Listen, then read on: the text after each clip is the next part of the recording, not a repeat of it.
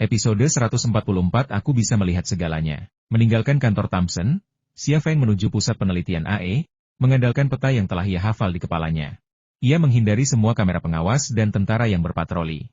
Dengan mata dan telinganya, ia memegang kendali penuh atas radius 2 km. Hanya dia yang bisa melihat orang lain, tidak ada orang lain yang bisa melihatnya. 10 menit kemudian, Xia Feng tiba di depan gedung melingkar pusat penelitian AE. Keempat penjaga bersenjata itu berdiri tegak di pintu, menatap lurus ke depan. Xia Feng menatap salah satu penjaga, lalu mengaktifkan mode perspektif dan pemindaian. Seperangkat data dengan cepat muncul di otaknya, detak jantung 50, aktivitas otak 1%. Detak jantung mereka hanya 50, yang merupakan detak jantung saat tidur, tetapi keempat penjaga ini sedang bertugas, sehingga detak jantung seperti itu mustahil dalam keadaan normal. Terlebih lagi, aktivitas otak mereka hanya 1%, yang bukan merupakan data tidur, melainkan data mayat hidup. Ini jelas merupakan hasil karya Zhu Xuanyue. Xia Feng mengalihkan pandangannya yang tajam dan berjalan mendekat. Ia menerima surat izin dari seorang penjaga, membuka pintu logam paduan, lalu masuk. Di balik pintu logam itu terdapat lobi kosong. Hanya ada deretan kursi dan meja resepsionis di lobi yang luas itu. Tetapi karena hari sudah malam, tidak ada staf di sana. Aula depan saat ini adalah koridor dengan area perkantoran di kedua sisinya. Xia Feng segera menyelesaikan pengintaian dan menemukan bahwa area perkantoran di kedua sisi koridor hanyalah area perkantoran biasa dan tidak ada seorang pun yang bekerja di dalamnya. Ada ruang pemantauan di sebelah area kantor, tetapi ketika pandangan Xia Feng beralih ke area itu, ia melihat beberapa orang tergeletak berantakan di dalamnya. Wajah mereka pucat dan detak jantung mereka hilang. Mereka sudah mati. Ini jelas ulah Zhu Xuanyue. Ia telah membunuh semua penjaga di ruang pemantauan dan menikmati camilan tengah malam. Kemanapun Zhu Xuanyue pergi, tak seorang pun yang selamat. Xia Feng menarik pandangannya dari ruang pemantauan dan terus mengamati. Ada lift di sebelah pintu masuk koridor, tetapi aksesnya memerlukan verifikasi retina, sidik jari, dan informasi akses. Ia mengintip ke dalam lubang lift dan langsung menyadari bahwa itu adalah lift menurun. Di bawah bangunan melingkar itu terdapat ruang bawah tanah. Jelas, itulah pusat penelitian AE yang sebenarnya, tempat semua eksperimen rahasia dilakukan. Zhu Xuanyue tidak mungkin punya izin, kan? Dia tidak bisa mengendalikan sistem Dewa Surgawi untuk membiarkannya naik lift itu. Dia pasti punya cara lain. Xia Feng kemudian mengalihkan pandangannya ke tanah, dan serangkaian jejak kaki muncul dari lantai ubin yang halus. Zhu Xuanyue berjalan dari landasan helikopter, kakinya tak terelakkan tertutup debu dan tanah, yang menjadi jejak pelacakan Xia Feng. Tentu saja, orang biasa tidak dapat melihat jejak seperti itu, jadi Xia Feng menggunakan kemampuan penglihatan mikronya. Jejak kaki Zhu Xuanyue meluas ke area kantor. Xia Feng mengikutinya dan akhirnya tiba di depan sebuah ruangan. Jejak kaki Zhu Xuanyue meluas ke dalam ruangan, dan Xia Feng pun mendorong pintu kantor hingga terbuka dan masuk. Kantor ini adalah kantor Alex. Ada papan namanya di meja dan foto dirinya bersama mantan. Jejak kaki Zhu Xuanyue memanjang hingga ke rak buku. Xia Feng tiba di depan rak buku. Jejak tangan seorang wanita muncul di salah satu sisinya. Xia Feng meletakkan tangannya di atas jejak tangan itu dan mendorongnya. Rak buku itu perlahan bergerak menjauh, memperlihatkan sebuah tangga. Tidak diperlukan kata sandi, tidak ada perangkat elektronik untuk mencolokkan tiket Anda, hanya tangga menuju ruang bawah tanah. Xia Feng bingung. Bagaimana mungkin kantor Alex, di tempat yang dijaga ketat seperti itu, memiliki sesuatu seperti ini? Apakah ini jalur aman untuk keadaan darurat? Atau ada hal lain? Dia belum melihat tangga di lobi tadi. Tapi bagaimana mungkin pusat penelitian sepenting itu tidak memiliki tangga? Jika terjadi pemadaman listrik atau kebakaran, bagaimana orang-orang di ruang bawah tanah bisa melarikan diri? Oleh karena itu, kemungkinan besar tangga ini merupakan jalur darurat rahasia.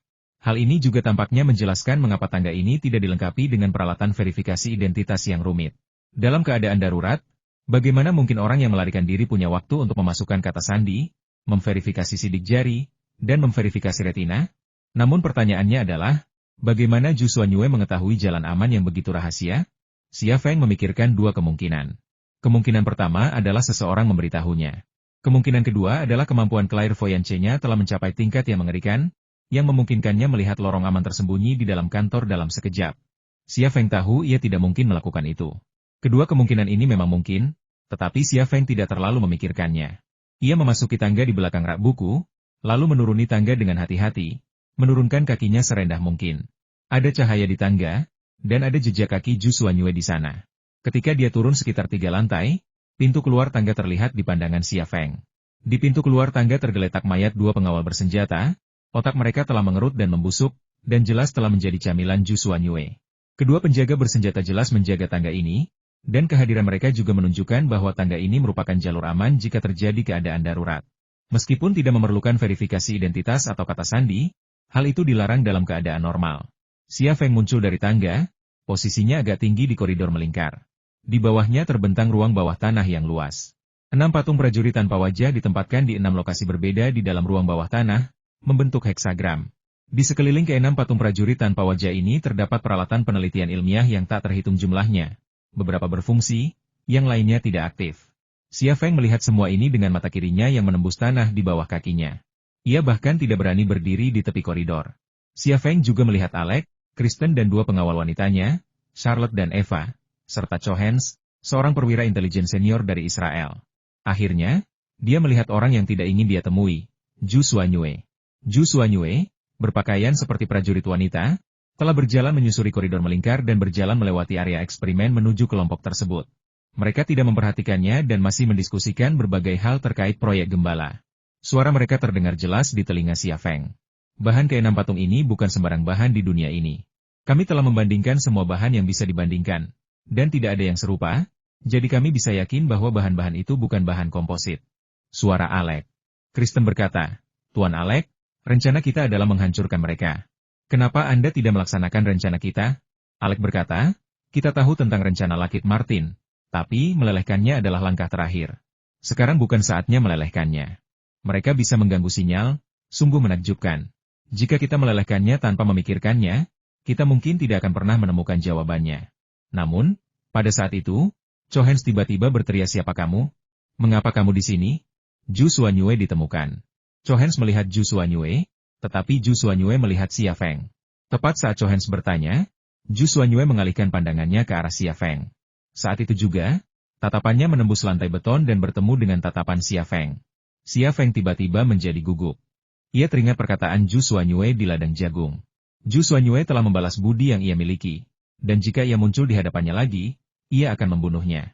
Sekarang, Xia Feng muncul di hadapan Zhu Xuanyue. Meskipun ada lantai beton di antara mereka, jelas itu bukan perlindungan baginya. Jika Zhu Xuanyue menyerangnya saat ini, ia akan berada dalam bahaya besar. Tetapi ketika Xia Feng merasa khawatir kalau Zhu Xuanyue akan menyerangnya, Zhu Xuanyue mengalihkan pandangannya dan terus berjalan ke arah Cho Hans, Alex dan yang lainnya. Xia Feng berpikir dalam hati, dia jelas melihatku, tetapi mengapa dia tidak bereaksi sama sekali? Hei! Cho Hans tiba-tiba mengeluarkan pistol dan mengarahkannya ke Zhu Xuanyue. Berhenti. Jawab pertanyaanku, atau aku tembak. Zhu Xuanyue tampaknya tidak mendengar peringatan Cowen dan terus bergerak maju. Cho Hans bukanlah orang yang ragu-ragu. Ia dengan tegas menarik pelatupnya. Namun, tepat saat hendak menembak, ia menyadari bahwa ia tak bisa mengendalikan jari-jarinya untuk menarik pelatup. Bukan hanya jari-jarinya, ia pun segera menyadari bahwa ia telah kehilangan kendali atas lengan dan bahkan seluruh tubuhnya. Sedetik kemudian, Cho Hans jatuh ke tanah. Posturnya aneh, seperti mayat yang dibekukan di lemari es seharian, membuat orang-orang merasa kaku. Menodongkan pistol di depan Zhu Xuanyue sebenarnya tidak ada bedanya dengan mengakhiri hidup. Siapa kau? Apa yang kau lakukan padanya? Alex tiba-tiba merasa gugup. Tanpa sadar ia mundur selangkah dan bersiap memanggil penjaga. Sosok Zhu Xuanyue melintas, dan dia langsung menerobos jarak antara dia dan Alex, lalu meninju dan mengenai dada Alex. Alex menjerit, seluruh tubuhnya terpental, menghantam patung prajurit tak berwajah sebelum jatuh ke tanah. Darah mengucur dari semua lubangnya saat ia ambruk, dan ia tak pernah bangkit lagi. Pukulan Zhu Xuanyue telah menghantam dadanya bagai banteng yang berlari kencang, mematahkan separuh tulang rusuknya dan menusuk dagingnya. Kemudian, ia bertabrakan dengan patung prajurit tak berwajah itu. Sekalipun ia dilarikan ke ruang operasi, mustahil ia bisa diselamatkan. Xia Feng tercengang oleh pemandangan ini. Ia tak pernah membayangkan perubahan seperti itu. Dalam imajinasinya, Zhu Xuanyue mungkin menyandera Alex untuk mencapai suatu tujuan, tetapi ia tak menyangka wanita itu akan membunuh Alex hanya dengan satu pukulan. Zhu Xuanyue berjalan menuju Kristen. Mungkinkah dia juga membunuh Kristen dari Lockheed Martin dan kedua gadis itu? Pikir Xia Feng dalam hati, dia tidak langsung menyerangku. Mungkinkah dia ingin membunuh ketiga orang itu dulu, baru kemudian mengejarku? Zhu Xuanyue berhenti di depan Kristen. Kristen menatap Zhu Xuanyue dengan tenang. Zhu Xuanyue telah membunuh 2 orang di depannya, tetapi tidak ada rasa takut di wajahnya. Bukan hanya dia, bahkan Charlotte dan Eva yang berdiri di belakangnya pun menatap Zhu Xuanyue dengan tenang, tanpa melakukan tindakan defensif. Tepat ketika Xia Feng merasa bingung, Zhu Xuanyue tiba-tiba berkata, lelehkan saja. Kamu masih punya waktu setengah jam. Aku tahu, ayo kita mulai sekarang. Nada suara Kristen seperti nada bicara seorang menteri kepada raja di zaman dahulu, rendah hati dan penuh hormat, tetapi dia tampak seperti orang yang sangat sombong. Di koridor melingkar, hati Xia Feng dipenuhi rasa terkejut. Ia tak pernah menyangka CEO Lockheed Martin yang baru diangkat, Kirsten, akan menjadi bawahan Zhu Xuanyue. Bagaimana mungkin? Bukankah bawahan Zhu Xuanyue itu gerombolan geng motor? Bagaimana mungkin dia CEO Lockheed Martin? Apa yang telah dia lalui selama ini? Apa yang telah dia lakukan? Xia Feng tak kuasa menahan diri untuk merenungkan pertanyaan-pertanyaan ini dalam hatinya. Kirsten pergi ke konsol tengah, sementara Charlotte dan Eva pergi ke deretan pipa dan katup di kiri dan kanan. Zhu Xuanyue berbalik dan berjalan menuju Xia Feng. Xia Feng menenangkan pikirannya, meraih ke belakang, membuka resleting tas perlengkapannya, dan mengeluarkan senapan serbu gale. Jika Zhu Xuanyue menyerangnya, ia akan menggunakan senapan serbu galenya. Dengan kekuatannya saat ini, ia tak mungkin mengalahkan Zhu Xuanyue. Hanya dengan senjata api modern ia mungkin bisa mengalahkan Zhu Xuanyue. Zhu Xuanyue memang mampu mengendalikan pikiran Cowen, mencegahnya menembak, tetapi ia bukanlah Cowen. Ia adalah Xia Feng. Ia bukan hanya penembak jitu paling tangguh di dunia, tetapi juga satu-satunya orang yang tak bisa dikendalikan Zhu Xuanyue. Dalam adu tinju, ia tak tertandingi Zhu Xuanyue. Perbedaan kekuatannya terlalu jauh. Namun dalam adu tembak, Zhu Xuanyue bukanlah tandingannya, dan ia belum pernah melihat Zhu Xuanyue membunuh siapapun dengan pistol. Benar saja, Zhu Xuanyue berjalan ke arah Xia Feng dengan niat membunuh. Tetapi ketika dia melihat Xia Feng menghunus senjatanya tanpa ragu-ragu, dan itu adalah senapan serbu gale yang paling canggih dan kuat di dunia, dia langsung berhenti. Tak ada gunanya bersembunyi lagi. Xia Feng berdiri, jarinya sedikit menurunkan senapan serbu Swift. Namun, jika ia mau, ia bisa menembak siapapun di laboratorium bawah tanah dalam sepersekian detik, termasuk Zhu Xuanyue. Tidak peduli seberapa cepat Zhu Xuanyue, dia tidak akan lebih cepat dari peluru selama dia memiliki tubuh fisik. Begitu Xia Feng muncul, Sting, Charlotte dan Eva mengalihkan perhatian mereka, dan mereka bertiga sangat waspada. Charlotte tiba-tiba menarik senjatanya. Bang! Terdengar suara tembakan. Xia Feng hanya mengangkat moncong senjatanya sedikit, tanpa membidik, dan sebuah peluru mengenai lengan kanan Charlotte. Darah langsung mengucur dari lengannya, dan pistol yang baru saja ditariknya jatuh ke tanah. Ia mencengkeram lengannya yang terluka, menatap Xia Feng dengan kaget. Tangan Eva diam-diam terulur ke belakangnya. Xia Feng berkata dalam bahasa Inggris, jika kau mencabut pistolmu, bukan lenganmu yang akan tertembak, melainkan kepalamu. Kalimat ini lebih tajam dari pisau. Meski hanya sebuah kalimat, rasanya seperti pisau tajam yang menancap di leher Eva, membuatnya tak berani bergerak. Kirsten menatap Xia Feng, matanya dipenuhi kejutan dan spekulasi. Ia tampak mencoba menebak identitas dan tujuan Xia Feng. Zhu Xuanyue berkata dengan dingin, apa yang ingin kau lakukan? Apa kau lupa apa yang kukatakan? Kita sudah bereskan semuanya. Jika kau muncul di hadapanku lagi, aku akan membunuhmu. Bibir Xia Feng melengkung lembut. Tentu saja aku tidak lupa. Sudah kubilang aku punya waktu kurang dari 2 tahun lagi. Mati cepat atau lambat tidak ada bedanya. Aku akan menemukan jawabannya. Aku akan membunuh siapapun yang menghalangi jalanku. Zhu Xuanyue mencibir, aku tidak membunuhmu. Aku hanya menunjukkan belas kasihan. Apa kau benar-benar berpikir pistol di tanganmu bisa menghentikanku? Xia Feng berkata, coba saja. Sekilas niat membunuh terpancar di mata Zhu Xuanyue. Xia Feng tampak santai, tetapi di dalam hatinya dia merasa gugup. Di antara Zhu Xuanyue dan Shiqian Wei, Xia Feng paling takut pada Shiqian Wei. Shiqian Wei tidak memiliki tubuh, dan bahkan keahlian menembak terbaiknya pun tidak dapat menghilangkan setitik pun udara dengan satu peluru. Sekarang, ia memegang senapan serbu tercanggih di dunia. Tetapi bisakah itu benar-benar menghentikan Zhu Xuanyue? Sejujurnya, ia tidak tahu. Aku memberimu satu kesempatan terakhir. Tinggalkan tempat ini dan kembali ke Tiongkokmu, kata Zhu Xuanyue. Kalau begitu katakan padaku, mengapa kau melelehkan keenam patung prajurit tanpa wajah ini? Tanya Xia Feng. Zhu Xuanyue berbalik dan berjalan menuju seperangkat peralatan eksperimen. Apa yang ingin dia lakukan? Xia Feng ragu sejenak, tetapi akhirnya tidak menghentikannya. Pada saat itu, Kirsten tiba-tiba berbicara dan berkata dalam bahasa Inggris, meskipun kamu tidak terlihat seperti orang itu, aku masih bisa menebak identitasmu. Kamu Xia Feng, kan? Xia Feng berkata, tidak penting siapa aku. Yang penting adalah mengapa CEO Lockheed Martin mau bekerja untuknya. Siapa kamu? Kurasa kau takkan pernah tahu, kata Kirsten dengan tenang. Seluruh Amerika Serikat memburumu, dan kau sangat berani, bahkan masuk tanpa izin ke area 51. Apa bedanya kau menyerahkan diri atau menyerah? Aku hanya butuh telepon, atau bahkan suara sirene, dan kau akan tamat. Xia Feng mencibir, tentu saja kau bisa, Tapi kau harus bertanya pada diri sendiri apa kau lebih cepat dari peluru? Aku jamin, kalau kau bergerak sedikit saja, kepalamu akan berlubang sedetik kemudian. Kirsten mengangkat bahu. Pertemuan pertama kita tidak menyenangkan. Klik. Zhu Xuanyue tiba-tiba melepaskan panel samping paduan dari sebuah peralatan, dengan sekrup masih tertancap di atasnya. Hati Xia Feng tiba-tiba mencelos saat ia tiba-tiba mengerti. Zhu Xuanyue telah menemukan perisai untuk dirinya sendiri. Selama ia menggunakannya untuk menangkis pelurunya, jika ia mendekatinya, itu akan sangat buruk. Dia mulai menyesal tidak menghentikan Zhu Xuanyue sebelum dia melakukannya. Sekarang setelah dia memegang perisai itu, ancaman senapan serbu gale di tangannya terhadapnya berkurang lebih dari setengahnya. Zhu Xuanyue berjalan menuju Xia Feng, tetapi kecepatannya tidak cepat. Xia Feng mengangkat senapan serbu Swift Wind-nya dan memasuki mode tempur. Ia memiliki tujuan yang jelas untuk Zhu Xuanyue tangga pertama menuju koridor melingkar. Begitu Zhu Xuanyue mencapai tangga itu, ia akan menembak. Lakukan saja apa maumu, teriak Zhu Xuanyue. Kirsten mengangguk dan mulai mengoperasikan konsol tengah. Lantai logam di bawah keenam patung prajurit tanpa wajah itu tiba-tiba bergeser dengan cepat. Keenam patung prajurit tanpa wajah yang sedang bersandar di lantai logam itu tiba-tiba jatuh ke bawah, mendarat di sebuah wadah besar. Wadah itu berisi cairan biru yang tidak tampak kental, seperti lautan yang terlihat dari kejauhan. 6 patung prajurit tanpa wajah terendam dalam cairan biru dan hanya dapat terlihat samar-samar. Zhu Xuanyue pernah bilang ingin melebur 6 patung prajurit tanpa wajah. Xia Feng membayangkan tungku yang mirip dengan tungku peleburan baja, tapi ia tidak membayangkan patung-patung itu akan dilebur dengan cairan. Dilihat dari reaksi Kirsten dan kedua gadis pirang itu, serta peralatan di ruang bawah tanah, Zhu Xuanyue memang sudah merencanakan ini sejak lama. Dialah yang membocorkan rahasia 6 patung prajurit tanpa wajah kepada CIA. Mengapa dia melakukan hal itu? Apa tujuannya melebur 6 patung prajurit tanpa wajah? Xia Feng benar-benar ingin tahu jawabannya, tetapi Zhu Xuanyue jelas tidak memberinya lebih banyak waktu untuk berpikir.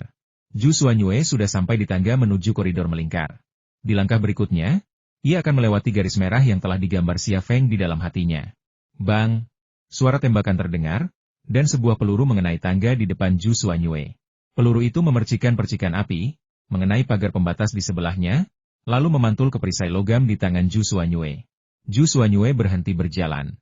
Ia sepertinya tahu bahwa tangga di depannya adalah garis merah yang telah digambar Xia Feng untuknya. Selama ia menginjaknya, itu akan menjadi pertarungan hidup dan mati. Masa lalu berkelebat di depan matanya. Saat ia kedinginan, Paman Xia yang lembut dan penuh perhatian memeluknya hingga tertidur, tetapi ia terus mengganggunya, membuatnya merasa tidak nyaman. Saat ia lapar, Paman Xia secara pribadi memasak berbagai macam makanan lezat untuknya. Dan saat ia bertingkah genit, Paman Xia secara pribadi memberinya makan. Saat ia telanjang dan bersembunyi, Paman Xia menangkapnya dan memakaikannya sendiri.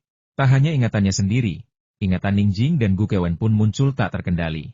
Kenangan kedua wanita ini mengandung cinta yang mendalam, cinta selembut air, cinta yang berkobar bagai api. Kecuali dia menyerahkan tubuhnya saat ini, dia tidak akan bisa lepas dari cinta kedua pemilik tubuhnya yang lain untuk Xia Feng. Saat ini, ia memiliki hasrat untuk membunuh, tetapi juga emosi dan kenangan akan Xia Feng yang begitu ia cintai. Dua emosi ekstrim ini bertabrakan di dalam tubuhnya, menyebabkannya kesulitan dan rasa sakit. Ah, Zhu Xuanyue tiba-tiba berteriak.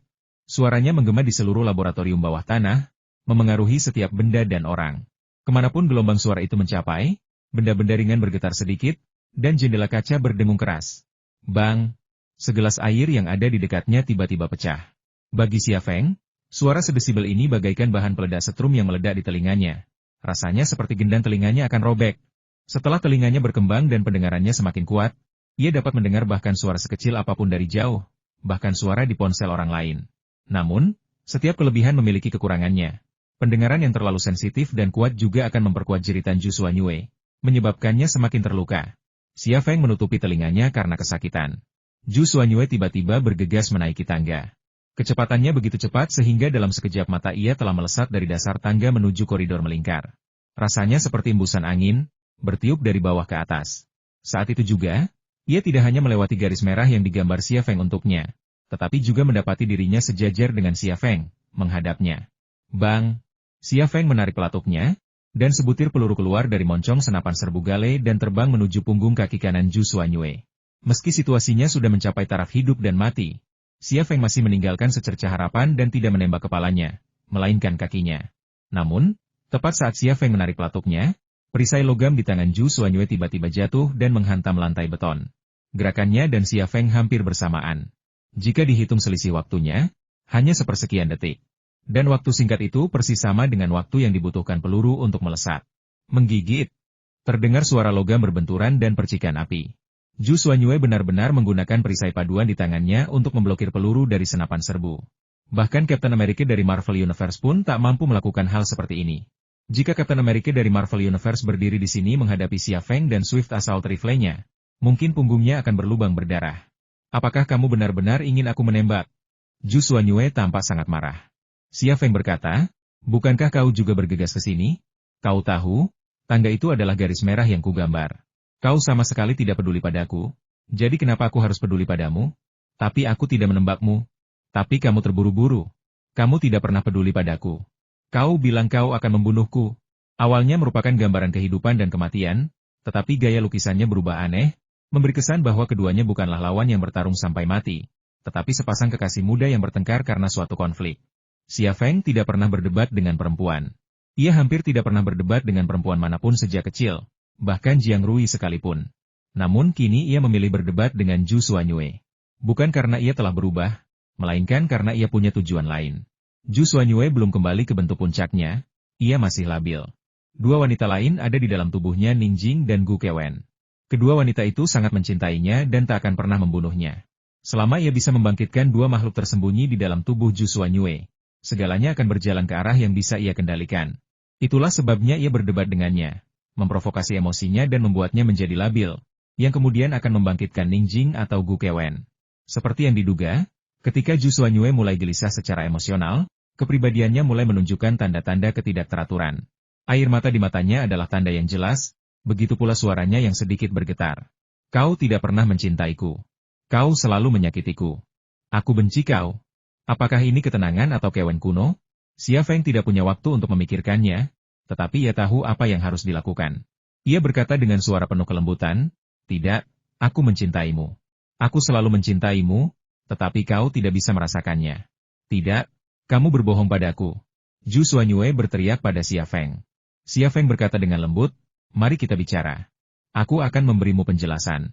Dia tidak memanggilnya Xuan Yu atau Ningjing atau Kewen karena dia khawatir dia memainkan peran tertentu dan jika dia memanggilnya dengan nama wanita lain, itu mungkin akan membuatnya jijik. Benarkah? Apa kau benar-benar mencintaiku? Air mata mengalir dari mata Zhu Xuanyue, namun senyum tersungging di sudut mulutnya.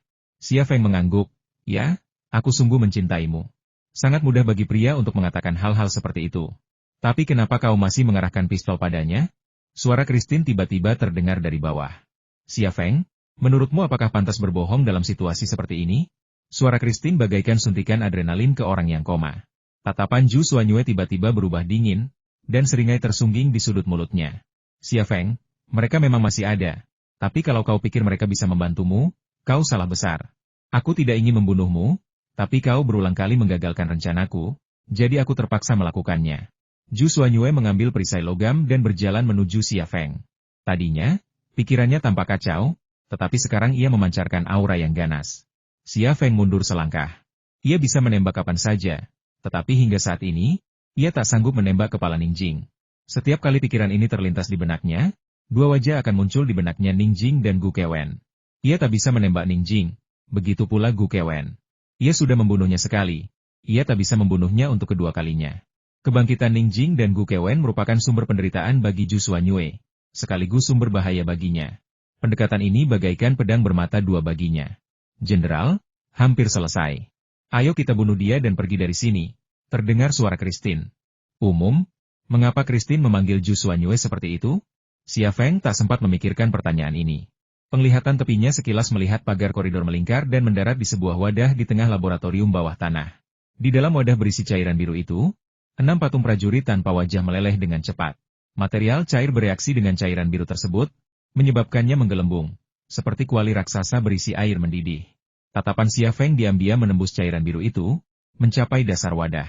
Ia melihat sesuatu yang putih mengalir ke dalam pipa di dasar wadah, lalu dipindahkan melalui pipa ke lokasi lain. Tatapannya meninggalkan wadah dan mengikuti arah pipa ke belakang konsol kendali pusat tempat Christine berdiri. Di sana, di ujung pipa, terdapat deretan 6 wadah logam paduan, bentuk dan ukurannya menyerupai baterai yang diperbesar. Tatapannya langsung menembus ke 6 wadah logam paduan berbentuk baterai itu dan melihat zat putih itu. Zat itu lebih murni daripada yang ada di dalam wadah besar berisi cairan biru itu, dan juga berbentuk cair. Apa itu? Tiba-tiba, sebuah benturan besar datang dari depan. Pikiran Xia Feng terhenti. Dalam penglihatannya, Zhu Xuanyue langsung menembus jarak di antara mereka dan meninju dadanya. Ia melihat sebuah tinju putih yang halus, tetapi tinju itulah yang membawa energi mengerikan yang tak tertandingi, membuatnya merasa seperti mobil yang melaju kencang.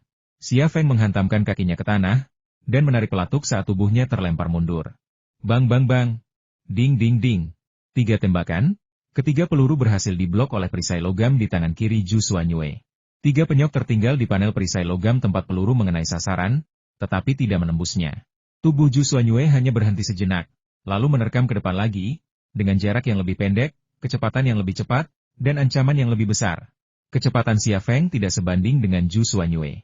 Jika ia jauh dari Zhu Xuanyue, ia akan lebih aman, tetapi begitu Zhu Xuanyue menerjangnya, ia akan berada dalam bahaya. Tinju Zhu Xuanyue mencapai dadanya dalam sekejap mata. Xia Feng menggertakkan giginya dan mengarahkan senapan serbu gale di tangannya ke arah tinjunya. Ledakan. Di bawah hantaman keras, senapan serbu gale di tangan Xia Feng tiba-tiba bengkok. Tubuhnya pun ikut terangkat oleh gelombang kejut yang dahsyat, terpental melewati pagar koridor melingkar dan jatuh ke tanah. Di laboratorium bawah tanah, Eva tiba-tiba mengeluarkan pistolnya dan mengarahkannya ke Xia Feng yang terjatuh ke tanah. Sebelum Eva dapat menarik pelatuknya, sebuah bayangan hitam tiba-tiba meluncur turun dari pintu masuk lorong keselamatan, yang merupakan tangga tempat Xia Feng datang, dan memotong di depan Xia Feng. Bang bang bang. Eva melepaskan 3 tembakan berturut-turut, dan ketiga peluru mengenai dada bayangan hitam itu. Menabrak. Punggung Xia Feng jatuh dengan keras ke meja laboratorium, menghancurkan instrumen dan gelas di atas meja, dan pecahan-pecahannya berserakan di seluruh lantai. Orang yang menyelamatkan Xia Feng di momen krusial itu tak lain adalah sosok berjubah hitam, satu-satunya dalam sejarah prasejarah. Eva menembaknya 3 kali, namun ia tak menunjukkan reaksi apapun. Hanya 3 lubang peluru yang mengepulkan asap yang tersisa di jubah hitamnya. Ia melayang di udara, tanpa bobot sama sekali. Tepat saat Xia Feng jatuh ke tanah, ia tiba-tiba menerjang Eva. Suara mendesing. Perisai paduan di tangan Zhu Xuanyue terbang ke arah punggung Shikianyi seperti bola meriam. Pria berjubah hitam itu terpaksa mengurungkan niatnya untuk membunuh Eva, berbalik dan meninju perisai paduan itu. Bang! Dengan suara dentuman teredam seperti gong, sebuah lubang seukuran kepalan tangan tiba-tiba muncul di tengah perisai logam, lalu terbang kembali ke arah Zhu Xuanyue. Namun, Zhu Xuanyue sudah tidak ada lagi. Saat perisai logam masih melayang di udara, kakinya sudah menginjak tanah laboratorium bawah tanah. Bip bip bip. Tiba-tiba serangkaian suara perintah terdengar dari konsol tengah. Xia Feng terjatuh dari meja lab, seragamnya robek terkena pecahan peralatan lab dan gelas, tetapi ia tak peduli. Pandangannya beralih ke deretan wadah logam paduan berbentuk baterai. Dalam pandangannya, keenam wadah itu sudah terisi cairan putih yang sangat jernih. Tatapan Xia Feng beralih ke wadah besar di tengah laboratorium bawah tanah. Ia menyadari bahwa keenam patung prajurit tanpa wajah itu telah hilang. Yang tersisa hanyalah tumpukan residu hitam seperti mineral yang tampak seperti bubuk biji. Tujuan Zhu Xuanyue telah tercapai, dan yang tersisa hanyalah mengambil 6 wadah paduan berbentuk baterai. Jika manusia berjubah hitam, satu-satunya dalam sejarah prasejarah, tidak muncul, tak seorang pun bisa menghentikannya.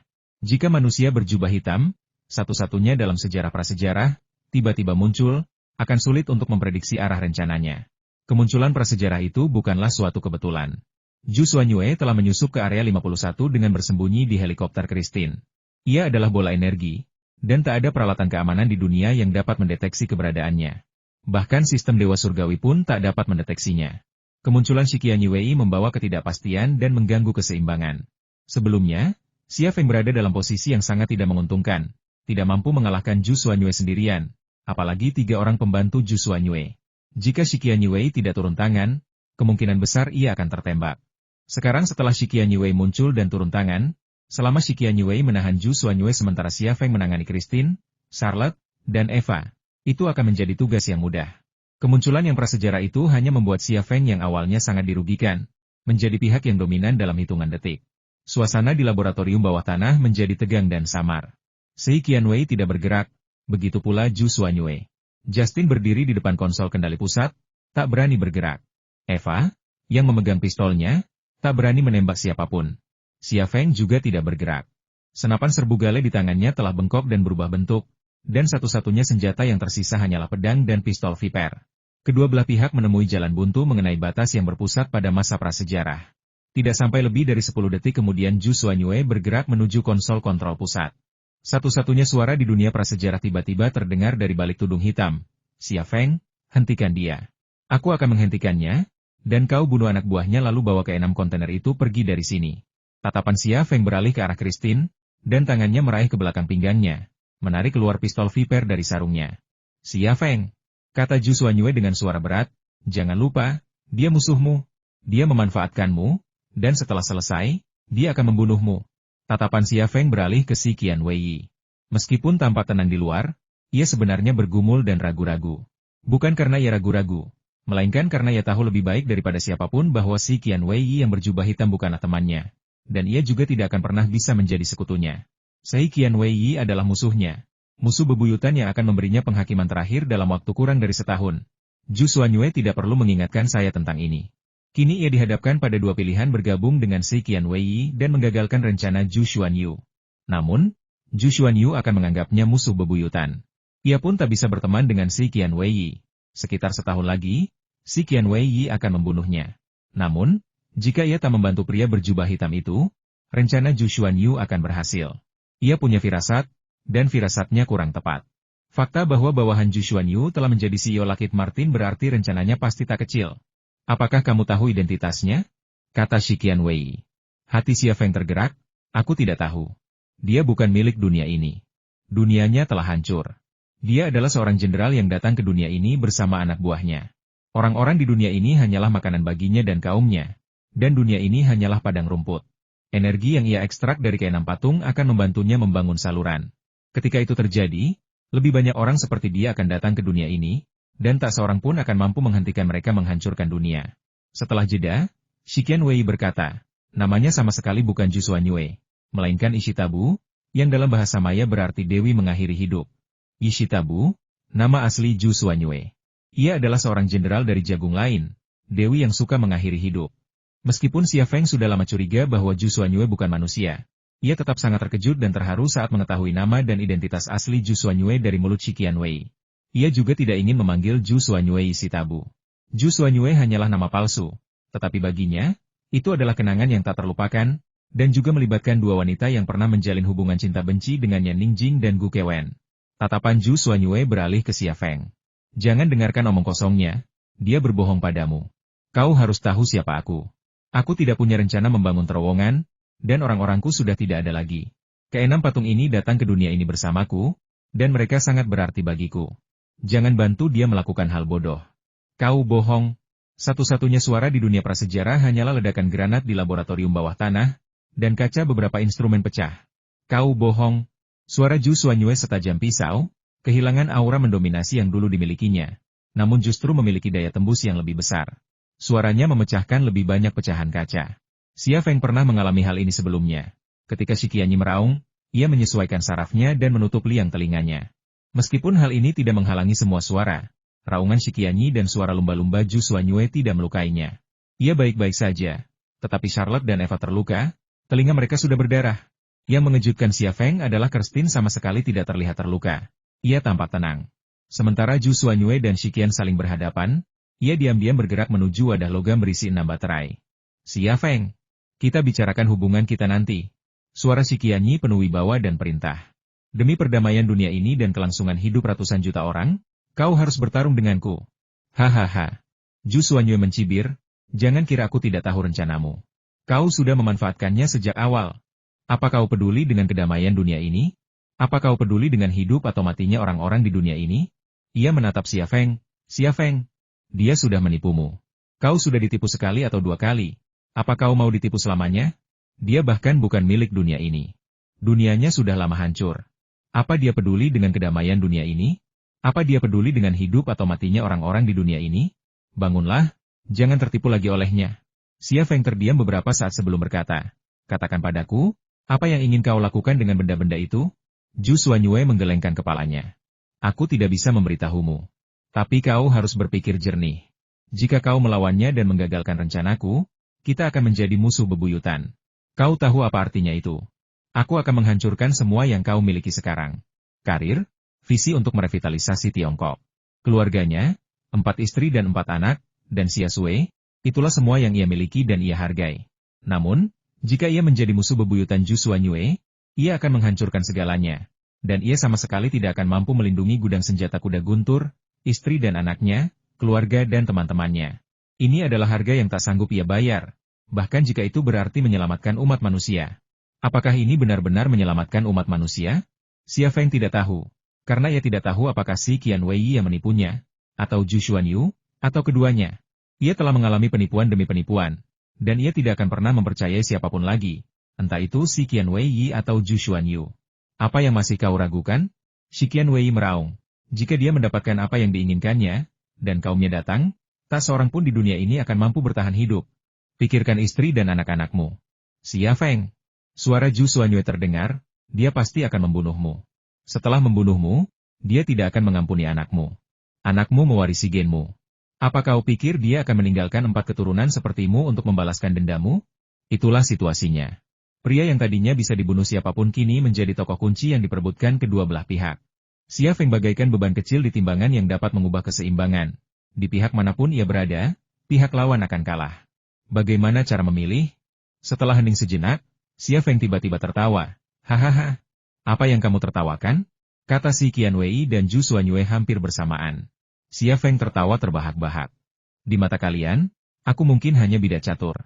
Hanya dalam situasi seperti ini aku menunjukkan sedikit nilai kalian. Di situasi lain, di waktu lain, tak seorang pun dari kalian akan peduli padaku. Kalian bahkan mungkin mengabaikan hakku untuk hidup dan membunuhku sesuka hati. Si Qianwei dan Zhu Xuanyu tidak berbicara. Xia Feng terus berbicara, tetapi tawanya memudar. Suaranya dipenuhi kesedihan. Salah satu dari kalian bilang ingin menghancurkan dunia, dan yang lain bilang ingin menyelamatkannya. Kalian menggunakan istri dan anak-anakku untuk memerasku agar bergabung dengan salah satu dari kalian melawan yang lain. Aku sudah muak, sungguh. Ia menunjuk pria berjubah hitam, prasejarah satu-satunya, aku tidak akan bergabung denganmu. Lalu ia menunjuk Zhu Xuanyu, dan kau, aku juga tidak akan bergabung denganmu. Selamat bersenang-senang, aku pergi. Setelah mengatakan itu, dia benar-benar pergi. Berhenti. Suara Shikian terdengar sangat dingin. Aku menyelamatkanmu, dan kau mau pergi begitu saja? Apa kau tidak takut aku akan datang ke Tiongkok dan membunuhmu? Xia Feng berkata dengan tenang, kau memberiku waktu. Kau punya rencana, kecuali kau ingin menghancurkannya. Aku tidak tahu apa rencanamu, tapi aku tahu kau tak bisa hidup tanpaku. Kalau tidak, aku tak akan hidup hari ini, kan? Kamu? Tatapan mata si Qianyi sangat dingin. Namun Xia Feng sama sekali tidak takut. Ia menaiki tangga, memasuki koridor melingkar, dan menuju pintu masuk lorong aman tanpa menoleh ke belakang. Ia tidak peduli dengan kedua pihak yang saling berhadapan di bawah, atau zat misterius yang telah diekstraksi. Xia Feng pergi, dan Zhu Xuanyu tidak mencoba menghentikannya lagi. Begitu pula si Qianwei. Bagi Zhu Xuanyu dan si Qianwei, setidaknya untuk saat ini, situasinya relatif seimbang. Namun, jika seseorang menyerang Xia Feng, ia akan terpaksa berpihak pada kubu lawan, sesuatu yang tidak ingin mereka hadapi. Xia Feng menghilang di tangga. Xia Feng, yang mampu mengubah keseimbangan permainan, telah pergi, dan keseimbangan permainan tetap terjaga. Bau mesiu di ruang bawah tanah semakin kuat. Pada titik ini, hanya perlu percikan kecil, dan laboratorium bawah tanah ini, seperti tong peledak, akan meledak. Si Qianyi memecah keheningan di laboratorium bawah tanah. Kau tidak tahu kenapa kau menyukai tubuh aslimu. Ini akan membuatmu lebih lemah. Suara Zhu Xuanyu juga sedingin es. Aku benci kedinginan. Tubuh asli memberiku kehangatan darah hangat, makanan hangat, dan sentuhan nyata. Sudah berapa lama sejak kau merasakan semua ini? Kurasa kau sendiri sudah melupakannya, tapi kau tak pantas merasakan perasaan nyata ini selamanya. Sebaiknya kau meringkuk di sudut gelap dan dingin, jangan keluar. Si Qianwei mencibir dan berkata dengan nada meremehkan, aku tidak peduli dengan perasaan itu, aku hanya peduli dengan kekuatanku. Dengan kondisimu saat ini, apa kau pikir kau bisa mengalahkanku? Zhu Xuanyu berkata, kau memang menang dalam 2 pertarungan sebelumnya, tapi itu saat aku sangat lapar. Sekarang, kau tak mungkin bisa mengalahkanku. Benarkah? Si Qianwei mencibir, kalau begitu aku akan mencobanya. Kau akan menyesalinya, kata Zhu Xuanyu lagi kepada Christine, aku akan mengurusnya. Bawa barang-barangmu dan pergi sekarang. Baik, Jenderal. Christine kemudian berjalan menuju 6 wadah logam berbentuk baterai. Eva dan Sirita juga bertindak cepat untuk membantu Christine mengeluarkan wadah logam paduan berisi cairan putih tersebut. Si Qianyi menggelengkan kepalanya. Zhu Xuanyu mencibir, kau tidak bisa menghentikanku sama sekali. Shi Qianwei tiba-tiba menerkam Zhu Xuanyu. Ia tidak memiliki tubuh, hanya jubah hitam, tetapi beban itu bagaikan setitik debu di udara baginya, dan gerakannya yang tiba-tiba bagaikan badai. Panggilan. Diiringi desiran angin, Shikianyi langsung bergerak ke arah Zhu Xuanyue. Salah satu lengan bajunya terjulur, membawa energi dahsyat yang tak terkira, melesat ke arah Zhu Xuanyue. Zhu Xuanyue tidak mengelak, dia membalas pukulannya. Ledakan, seluruh laboratorium bawah tanah berguncang. Dua makhluk terkuat di dunia memulai pertempuran. Xia Feng, yang baru saja dievakuasi dari area 51, tiba-tiba merasakan getaran di bawah tanah dan mendengar suara dentuman yang tumpul dan menggelegar. Kedengarannya seperti bahan peledak yang meledak, tetapi ia tahu itu bukan bahan peledak sama sekali. Melainkan, itu adalah benturan energi antara Yi Wei prasejarah dan Zhu Xuanyue. Kecemasan melandanya. Dengan kedua lawan yang begitu tangguh, bagaimana ia bisa bertahan? Bagaimana ia bisa melindungi istri dan anaknya? Tiba-tiba terdengar suara alarm yang melengking, dan di sekitar pusat penelitian AE muncul cahaya lampu sorot, lampu depan kendaraan militer, dan tentara Amerika berlari ke arah sisi ini dengan kecepatan tinggi. Bagaimanapun, ini adalah area 51, pangkalan militer paling penting dan misterius di Amerika Serikat, yang memiliki mekanisme tanggap darurat tercepat di dunia. Xia Feng tak berani tinggal sedetik pun. Ia membidik ke arah di mana belum ada tentara Amerika yang muncul dan berlari secepat yang ia bisa. Jarak 100 meter dalam 5 detik, kecepatannya sebanding dengan ceetah tercepat di darat. Xia Feng baru saja meninggalkan pusat penelitian AE ketika dikepung oleh pasukan militer Amerika yang besar. Tank, kendaraan lapis baja, senapan mesin berat yang terpasang pada kendaraan off-road militer, dan senapan serbu di tangan tentara Amerika semuanya diarahkan ke pintu masuk pusat penelitian AE. Senjata dan meriam ada di mana-mana. Saat itu, belum lagi seseorang yang berlari keluar, bahkan seekor burung pun yang terbang keluar, akan tercabik-cabik oleh peluru dan peluru. Komandan operasi tersebut adalah Thompson. Tentu saja, ia tidak akan berada di garis depan, melainkan di belakang garis tembak yang terdiri dari tank dan tentara Amerika. Ledakan. Ledakan tumpul lainnya terdengar di pusat penelitian AE, dan seluruh tanah bergetar. Thompson mengerutkan kening, hatinya terbakar kecemasan. James itu terlalu gegabah. Terlalu gegabah. Dia bisa membuatku terbunuh. Dengan begitu banyak orang di sekitar, apa dia benar-benar berharap aku memberinya lampu hijau saat kita keluar, atau bahkan mengusirnya sendiri? Brengsek. Dia idiot. Jenderal, kami tidak bisa melihat apa yang terjadi di dalam. Seorang kolonel berjalan ke mobil Thompson dan berkata melalui jendela, haruskah kita mengirim seseorang masuk, atau menunggu di luar? Tidak perlu mengirim siapapun, cukup kepung tempat ini dan segera tembak siapapun yang keluar, kata Thompson dengan marah. Tetapi bagaimana jika seseorang dari pusat penelitian AE keluar? Kata kolonel. Ya, kata Thompson. Tentu saja kita tidak bisa melepaskan tembakan, tapi kita sama sekali tidak bisa berkompromi dengan para penyerbu. Singkatnya, kita akan menembak berdasarkan situasi. Itu adalah perintah yang tidak jelas, dan kolonel yang datang untuk meminta instruksi mengangkat bahu dan pergi untuk menyampaikan instruksi Thompson. Thompson keluar dari mobil dan berjalan ke arah Jenny. Ia mendekatkan diri ke telinga Jenny dan berbisik, siapapun yang keluar dari sini, kau dan anak buahmu akan menembak. Entah mereka menggunakan senjata api atau meriam, hancurkan mereka semua. Jenny melirik Thompson dan merendahkan suaranya, ini bukan masalah yang bisa diselesaikan dengan promosi. Thompson berbisik, tambahkan $50.000 lagi. Jenny tersenyum, tidak masalah. Thompson sepertinya telah melepaskan sesuatu, tidak lagi gugup dan semarah sebelumnya. Ia menatap pintu masuk pusat penelitian AE, tatapannya dingin dan penuh penghinaan. Ia berpikir, James, kau pikir kau bisa mengendalikanku? Jangan naif. Aku sudah menghasilkan 20 juta darimu, dan itu lebih dari cukup bagiku. Saat kau keluar, aku akan melihatmu terbunuh. Jika kau mati, pengaruhmu padaku tidak akan menjadi ancaman bagiku. Hanya dengan kematianmu aku akan merasa tenang. Pada saat yang sama, 500 meter jauhnya, di dekat sebuah gudang, Xia Feng mengalihkan pandangannya. Seringai tersungging di bibirnya. Meskipun ia tidak hadir, dan 500 meter jauhnya, ia masih melihat percakapan Thompson dan Jenny yang terselubung. Dari jarak 500 meter, ia tidak dapat mendengar bisikan Thompson dan Jenny, tetapi ia tetap menggunakan kemampuan membaca bibir untuk mengartikan percakapan mereka. Thompson, aku mengerti kesulitanmu, tapi, tolong juga pahami apa yang akan kulakukan selanjutnya. Xia Feng berbalik dan berjalan menuju pintu gudang. Dua tentara Amerika yang bersenjata lengkap berdiri di pintu gudang, dan sebuah pesawat pengebom B-2 ditempatkan di gudang di belakang mereka. Pesawat pengebom B-2 adalah pesawat pengebom tercanggih di dunia. Kemampuan silumannya membuatnya hampir tak terlihat oleh radar di ketinggian. Pesawat ini juga memiliki muatan bahan peledak terbesar di dunia, yaitu 22.680 kg. Pesawat ini juga merupakan pesawat pengebom termahal di dunia, dengan harga 2,2 miliar. Hanya ada 20 unit di dunia, dan salah satunya ada di sini. Berhenti. Seorang tentara Amerika yang menjaga gudang melihat Xia Feng keluar dari sudut dan langsung berteriak memperingatkan. Yang lainnya bahkan mengangkat senapan serbu di tangannya dan mengarahkannya ke Xia Feng. Xia Feng berkata, "Jangan gugup, Kak. Kamu punya korek api? Aku mau merokok ganja. Kalau kamu mau, aku punya lebih. Kita bisa bersenang-senang bersama." Kedua tentara Amerika yang menjaga gudang saling berpandangan dan tersenyum. Zat terlarang adalah barang wajib militer AS. Siapa yang akan menolak zat terlarang gratis? Aku punya api, beri kami satu. Prajurit itu meletakkan senapan serbunya dan menatap Xia Feng dengan penuh harap. Xia Feng menghampiri dan meraih sebatang rokok.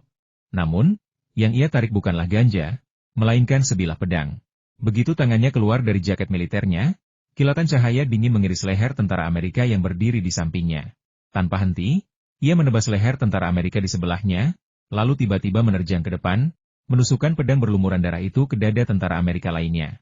Prajurit Amerika kedua terkena tepat di jantung dan jatuh ke tanah sebelum ia sempat berteriak.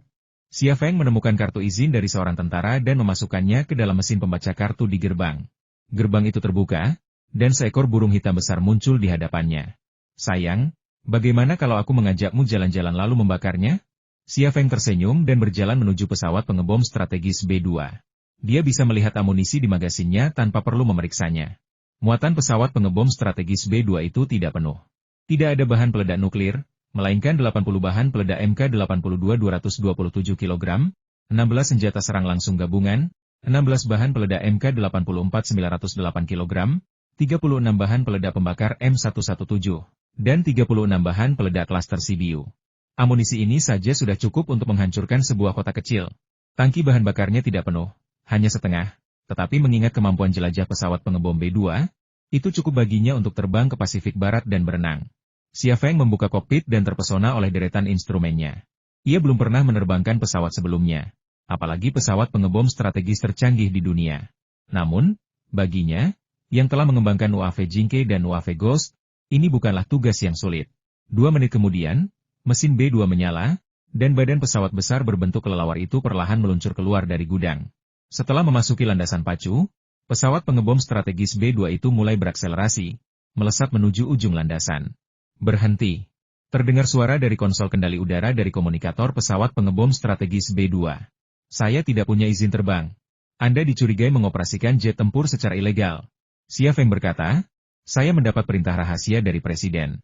Segera berangkat untuk menjalankan misi penting. Nomor misi TMD 789654. Tunggu, aku perlu memeriksa."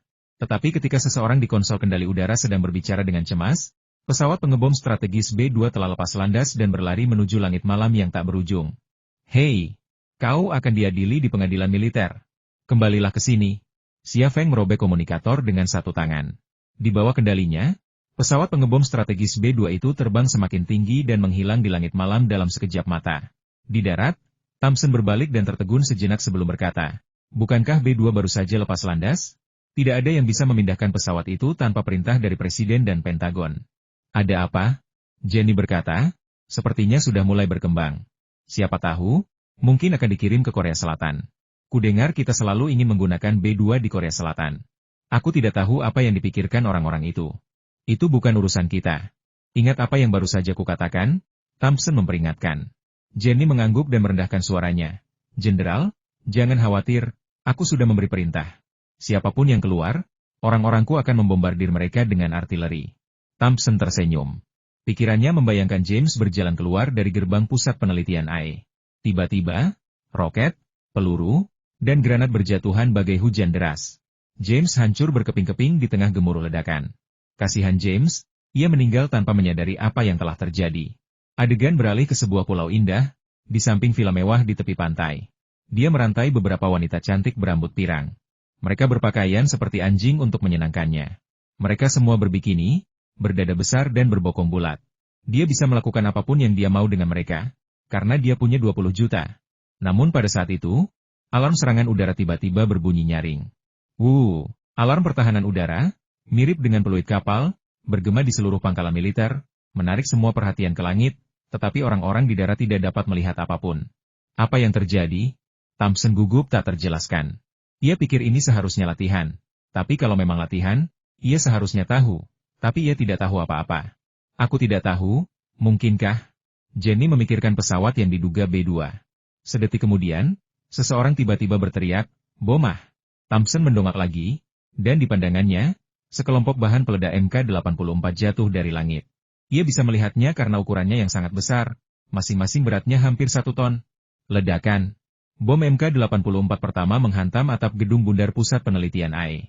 Tiba-tiba, tanah bergetar, dan api membumbung tinggi ke langit. Gelombang kejut merobohkan gedung, seperti kardus yang robek. Sebelum gelombang kejut bahan peledak MK-84 pertama sepenuhnya terlepas, bahan peledak kedua, ketiga. Ledakan, ledakan, ledakan. Bangunan Bundar Pusat Penelitian AE lenyap seketika.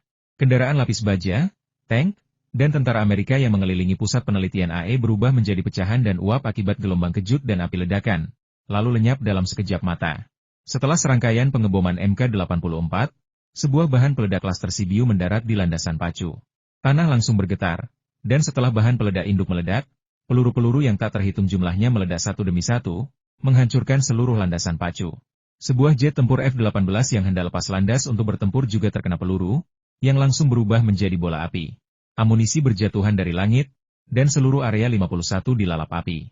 Siapa sangka pesawat pengebom strategis B-2 tercanggih di dunia akan mengebom pangkalan militer paling misterius di dunia?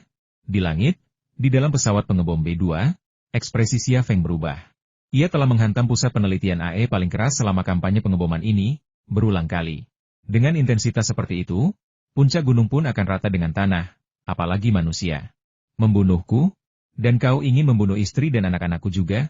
Hahaha. Xia Feng tak kuasa menahan tawa. Tawanya bernada sinis, dan tampak mengerikan. Dia terpojok oleh Shiqian Wei dan Zhu Xuanyue. Namun kedua pria ini masih mengancamnya dengan wanita dan anak-anaknya. Apakah dia bertindak terlalu jauh dengan mengebom mereka seperti ini? Sama sekali tidak. Pesawat pengebom strategis B-2 terbang menuju Meksiko. Apa yang perlu dilakukan telah dilakukan, dan satu-satunya yang tersisa adalah mundur. 5 menit kemudian, Xia Feng mengatur pesawat pengebom strategis B-2 ke autopilot, mengubah rutenya ke Hawaii, dan melontarkan diri dari kokpit. Meskipun pesawat pengebom strategis B-2 adalah yang tercanggih di dunia dan memiliki kemampuan siluman, pesawat itu masih jauh tertinggal dari pesawat tanpa awak Ghost dan Jingke, bukan berarti benar-benar tak terlihat. As mampu mendeteksinya, dan ia yakin bahwa saat itu, tak kurang dari 50 jet tempur sedang mendekat dari pangkalan militer lain. Jika ia tidak melarikan diri dari pesawat pengebom strategis B-2 tepat waktu, ia akan kehilangan kesempatan untuk melarikan diri. Pesawat pengebom strategis B-2 terus terbang. Tetapi Xia Feng telah jatuh dari langit dan mendarat di gurun sebelah barat Las Vegas. Ada sebuah bangunan terbengkalai di hutan belantara, sekitar 1 kilometer jauhnya. Ia familiar dengan bangunan itu, karena di sanalah Alice dipenjara.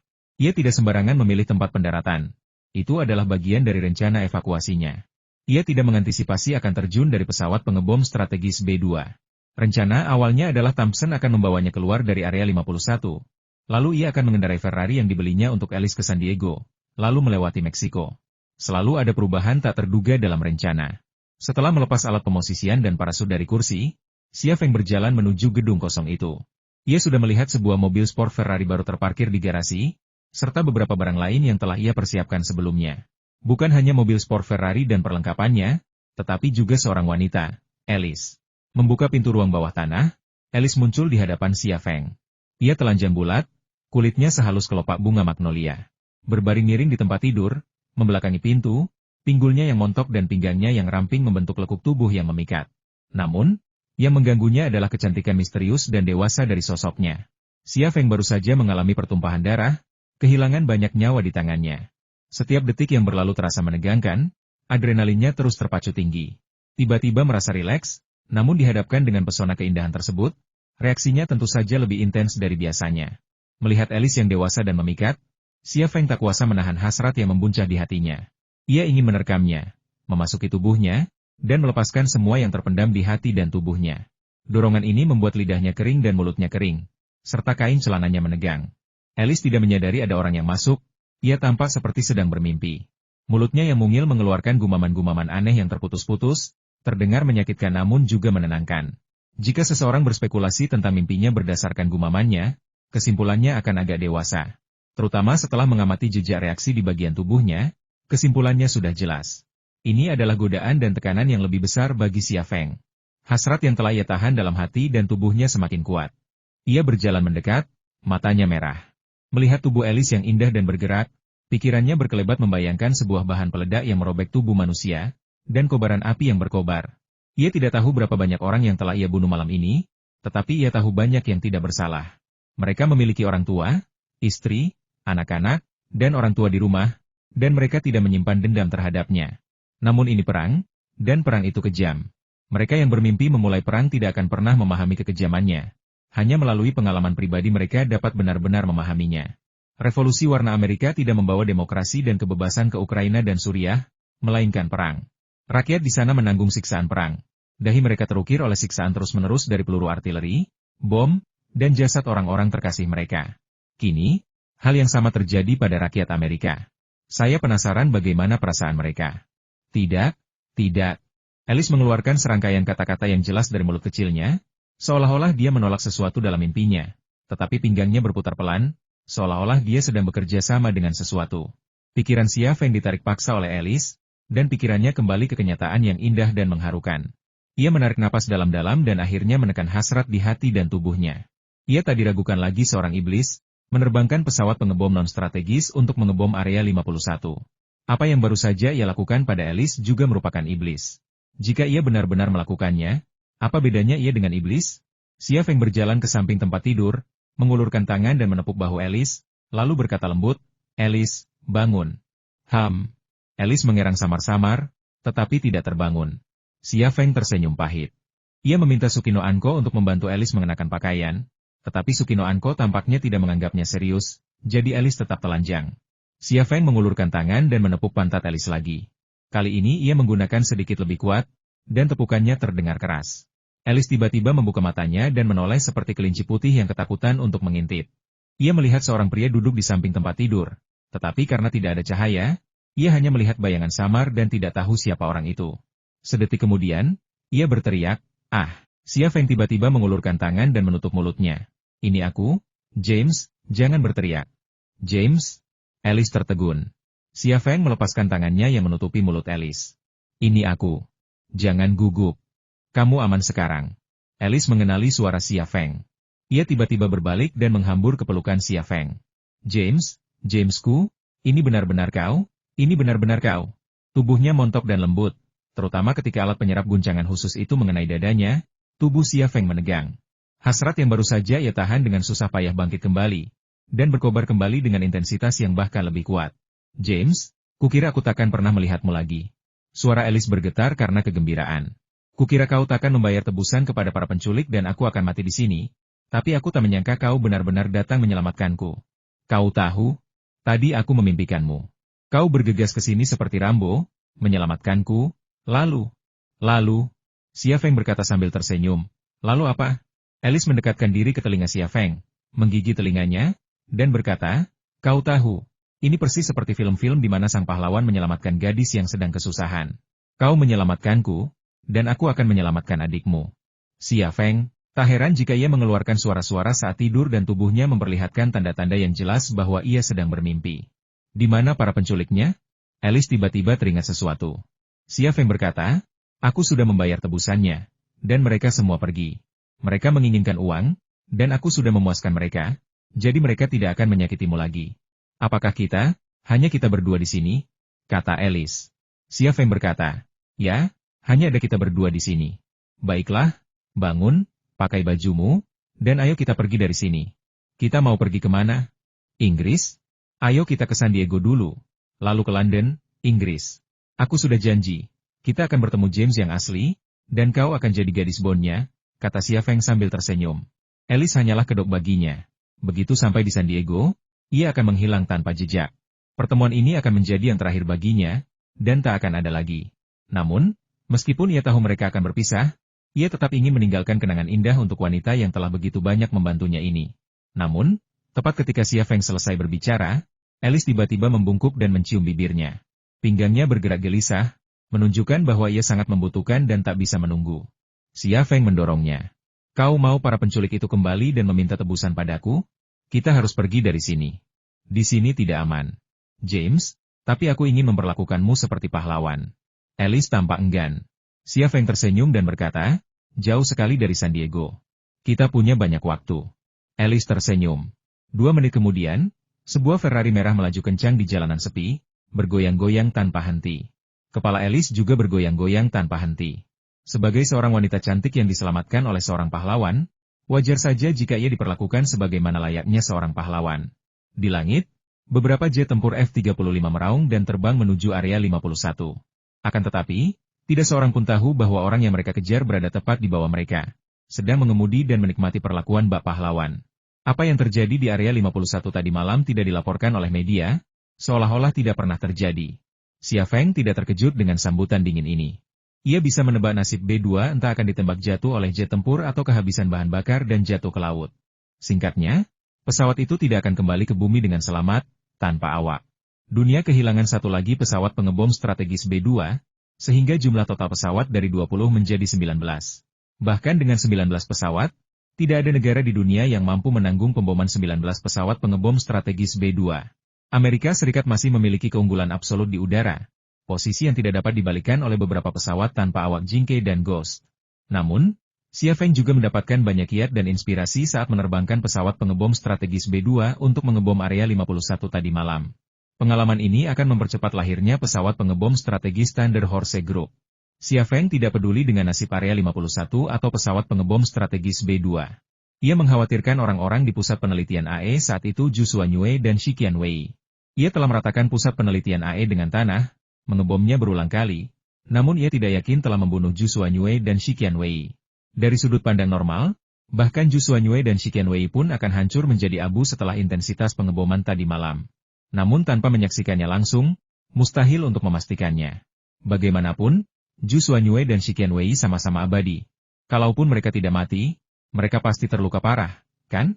Kalau mereka benar-benar tidak mati, tapi hanya terluka, nasibku masih di tangan mereka, dan aku tidak punya banyak waktu lagi. Setelah mereka pulih, orang pertama yang mereka cari mungkin aku, kan? Aku harus bersiap-siap. Xia Feng berpikir begitu dalam hati, dan suasana hatinya masih berat. Dia tidak lagi berada di Las Vegas, tetapi di sebuah rumah makan di San Diego. Cahaya fajar mengusir kegelapan, bersinar dari jendela dan menyinari bokong Alice. Sinar matahari keemasan dan bokong seputih salju memancarkan kecantikan wanita. Alice masih tertidur indah. Pria yang dicintainya adalah seorang pangeran Timur Tengah, yang bersedia membayar tebusan besar untuknya. Ia akan pergi ke London untuk bertemu Daniel Craig dan menjadi gadis Bond barunya, kesayangan terbaru industri film. Dalam semalam, seluruh impian dan aspirasi hidupnya telah terwujud. Ia merasa seperti wanita paling beruntung di dunia. Dari mimpi ini, ia menolak untuk bangun. Sebuah Ford Pathfinder berhenti di pinggir jalan dengan jendela terbuka. Seorang wanita menjulurkan kepalanya keluar jendela dan menatap Xia Feng yang berdiri di balkon. Sukino Anko datang dan melambai ke Xia Feng. Xia Feng berbalik dan masuk ke kamar. Ia melirik Alice yang terbaring di tempat tidur, mendesah pelan, lalu meletakkan selembar uang kertas dan kartu ban di meja samping tempat tidur. Alice mengeluarkan serangkaian suara indah dari tenggorokannya. Tidak, bersikaplah lembut. Xia Feng meninggalkan ruangan dengan tas perlengkapannya. Saat masuk ke Ford Pathfinder, Xia Feng melihat keempat anggota tim zodiak menatapnya. Mata mereka dipenuhi rasa kagum dan terkejut. Ia mengangkat bahu dan bertanya, "Kenapa kalian menatapku seperti itu?" "Bos, area 51 diratakan dengan tanah tadi malam." "Kau, saimu menelan ludah. Bagaimana kau melakukannya?" Xia Feng berkata dengan tenang, "Aku meledakannya di B2." "B2? Ya ampun," seru Angumihan kaget. "Benda itu nilainya lebih dari 2 miliar dolar. Di mana kau taruh?" Xia Feng berkata, "Seharusnya sudah jatuh sekarang." Keempat anggota tim zodiak berkendara ke Meksiko lalu pulang, kata Xia Feng. Anko Sukino menyalakan Ford Pathfinder, melaju ke jalan, lalu melesat pergi. 1 jam kemudian, Alice meninggalkan mimpi indahnya. Ia meraih pinggang James, tetapi ia malah meraih bantal. Ia membuka matanya. James tidak ada di sampingnya, juga tidak ada di kamar. Ia turun dari tempat tidur dan menemukan catatan dan kartu ban di meja samping tempat tidur. Ia buru-buru mengambilnya. 2 garis air mata panas mengalir dari mata Alice. Saat malam tiba, sebuah Ford Pathfinder tiba di kota topi jerami hijau di pinggiran Tijuana. Tidak ada lampu di kota itu dan gelap gulita. Mengingat penduduk kota dan saudara-saudari dari lembaga penyelamat akan terancam oleh geng Tijuana, Giovanna dan yang lainnya mengevakuasi seluruh personel. Wajar jika saat ini tidak ada cahaya. Namun, kegelapan itu tak bertahan lama. Tepat ketika Ford Explorer berhenti di depan gereja, lampu tiba-tiba menyala di dalam. Sekelompok besar pria bersenjata, setidaknya 200 orang, keluar dari gereja dan gedung di seberangnya. Mereka dipersenjatai dengan berbagai macam peralatan dan pakaian, dan masing-masing tampak ganas dan garang. Orang-orang ini adalah orang-orang bersenjata yang direkrut di Kolombia oleh Giovanna, Teresa, Stella dan Rosa, dan beberapa dari mereka berasal dari Aid Society. Kita semua keluarga. Giovanna keluar dari gereja dan berteriak, "Ayo kita semua pergi." Di belakang Giovanna menyusul Teresa, Stella, dan Rosa. 4 perempuan, 2 wajah, sedap dipandang dari sudut manapun. Orang-orang bersenjata yang mengelilingi Fort Pathfinder segera bubar. Xia Feng dan kelompoknya kemudian keluar dari mobil. Giovanna berkata ini untuk mencegah serangan diam-diam oleh geng Tijuana. Jadi, Xia Feng tersenyum dan mendekatkan diri ke telinga Giovanna. Tidak perlu dijelaskan. Kau tidak melakukan kesalahan apapun, begitu pula mereka. Aku lega melihat kalian kembali dengan selamat. Sekarang kau memarahiku seolah aku bawahanmu. Hah? Giovanna tidak mengerti motif Xia Feng. Xia Feng berbisik, nanti aku jelaskan. Cepat tegur aku. Kau bahkan boleh menamparku dan bilang aku tidak bekerja dengan baik. Ini, memarahi Xia Feng saja sudah sangat memalukan bagi Giovanna. Ia tidak mungkin menampar Xia Feng di depan banyak orang. Xia Feng melotot ke arah Giovanna, mendesaknya dengan tatapan ini. Baiklah. Giovanna mundur selangkah, wajahnya dipenuhi amarah. Nada suaranya tiba-tiba berubah, dari wanita lembut menjadi harimau betina. Ia meraung keras pada Xia Feng. Bagaimana caranya? Aku sudah memberimu begitu banyak uang, dan kau masih gagal. Kau benar-benar sia-sia. Xia Feng menundukkan kepalanya, tidak berani menatap langsung ke mata Giovanna, tetapi merendahkan suaranya. Pukul aku. Giovanna melambaikan tangannya dan menampar pipi Xia Feng. Terdengar suara tamparan keras. Giovanna tidak memukul mereka dengan keras, tetapi suaranya sangat nyaring. Rosa, Stella, dan Teresa yang berdiri di belakangnya tanpa sadar mengerutkan kening, merasa tamparan itu seolah mengenai wajah mereka. Pada saat ini, Sukino Anzi berjalan ke sisi Xia Feng, menundukkan kepalanya sedikit, dan berkata dengan ekspresi serius, "Aku punya kabar buruk untuk memberitahumu." Giovanna tertegun sejenak. "Apa?" "Bos," kata Sukino Anko dengan nada penuh kesedihan. "Bos sudah mati." "Ah!" Giovanna menatap Xia Feng. "Bukankah bosnya ada di depannya?" "Omong kosong apa yang dibicarakan Sukino Anko?" Xia Feng berkata, "Ya, bosnya sudah mati. Tadi malam, dia diledakkan sampai mati di area 51. Bosnya, hancur berkeping-keping. Dia meninggal dengan sangat tragis." Serunya. Mendengar ucapan Xia Feng, Giovanna, Rosa, Stella, dan Teresa pun memahami maksudnya. Mereka pun mulai bekerja sama dengan Xia Feng dan menjalankan peran masing-masing. "Bajingan, aku akan membunuh mereka." Giovanna meraung. Stella menundukkan kepalanya dan menggosok matanya, lalu diam-diam menggunakan jari-jarinya untuk mencelupkan air liur di sudut mulutnya dan mengoleskannya di sudut matanya. Rosa mengeluarkan pistolnya dan menembak ke udara. "Aku akan mengalahkan mereka. Aku ingin balas dendam untuk bosku." Bang, bang, bang. Bang bang bang. Terdengar suara tembakan yang menggema. Sebagian besar penembak adalah kakak beradik dari tim penyelamat. Mereka sungguh berduka karena di dalam hati mereka, Xia Feng adalah putra Tuhan, sosok yang bagaikan dewa. Bagaimana mungkin mereka tidak bersedih ketika ia meninggal? Ini adalah sesuatu yang dipikirkan Xia Feng sejak lama dalam perjalanan ke sini sebelum memutuskan untuk melakukannya. Dia mengebom area 51, begitu pula Zhu Xuanyue dan Shikianyi. Baik Amerika Serikat, Shikianyi, maupun Zhu Xuanyue tidak akan membiarkannya pergi. Jika Zhu Xuanyue dan Shikianyi terbunuh, itu akan baik-baik saja.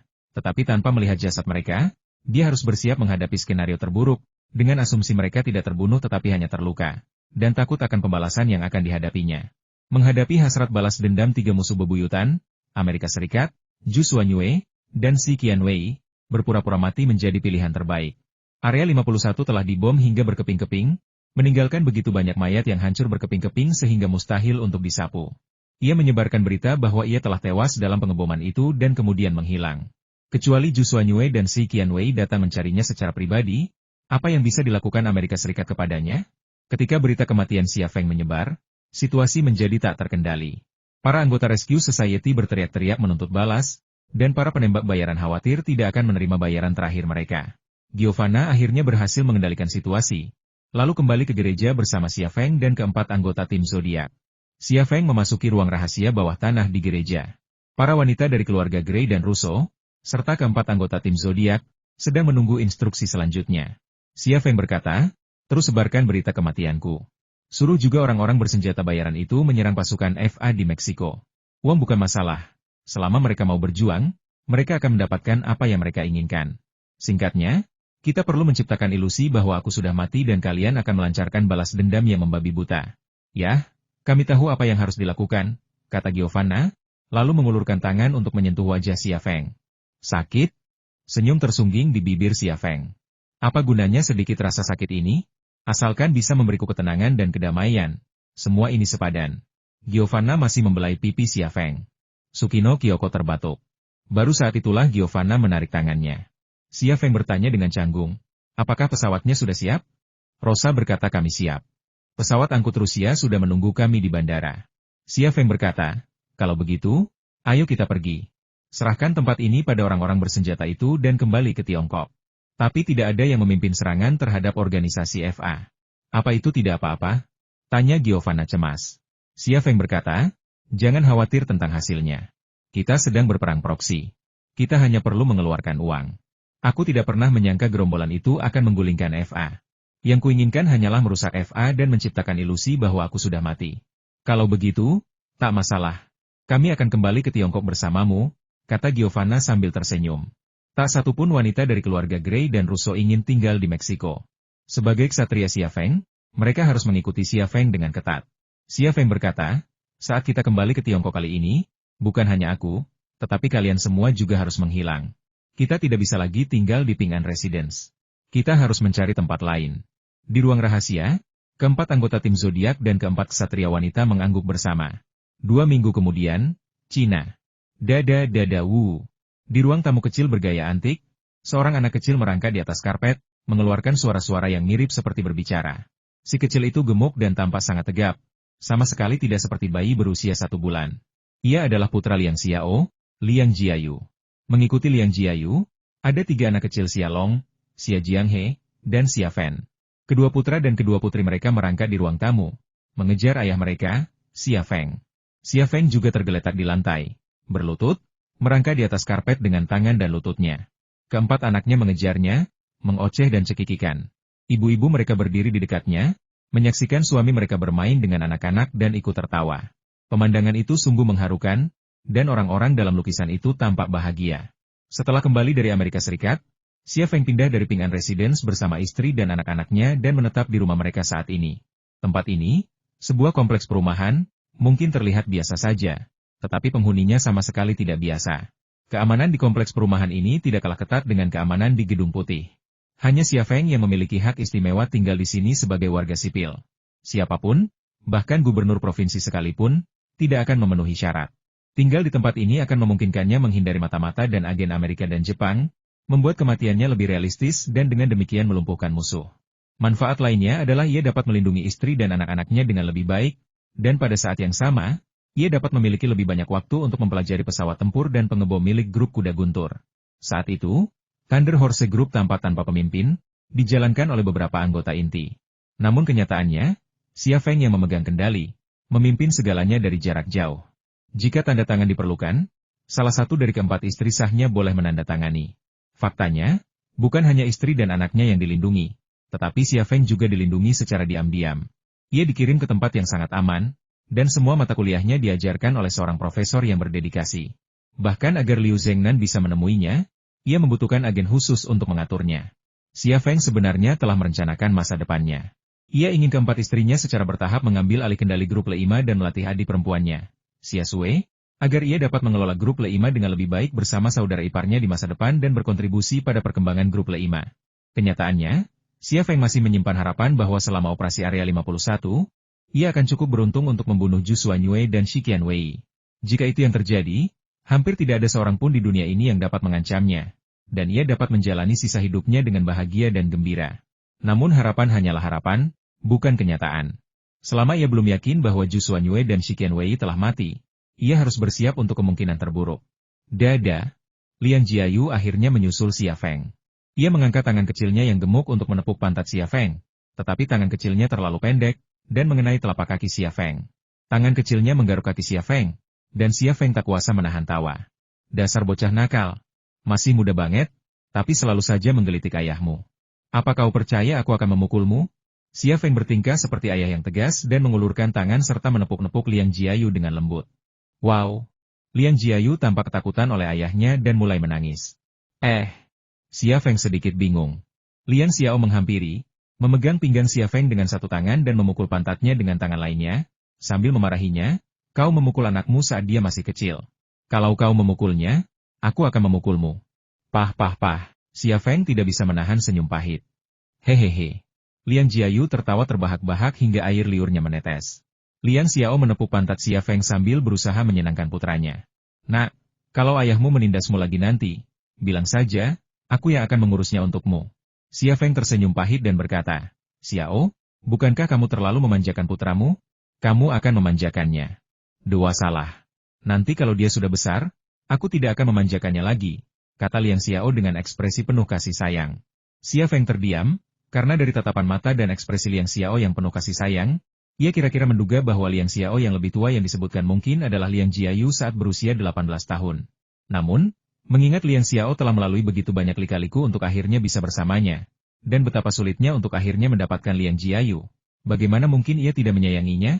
Pada saat ini, Xia Long tiba-tiba naik dan menampar pantat Liang Jiayu. Liang Jiayu tertegun sejenak, lalu menangis lagi. Liang Xiao memeluk Liang Jiayu dan membujuknya. Oh, anakku sayang, jangan menangis, jangan menangis, oh, jangan menangis, jangan menangis. Long Bing segera menghampiri dan menggendong Xia Long, lalu menepuk pantat Xia Feng. Kenapa kau memukul adikmu?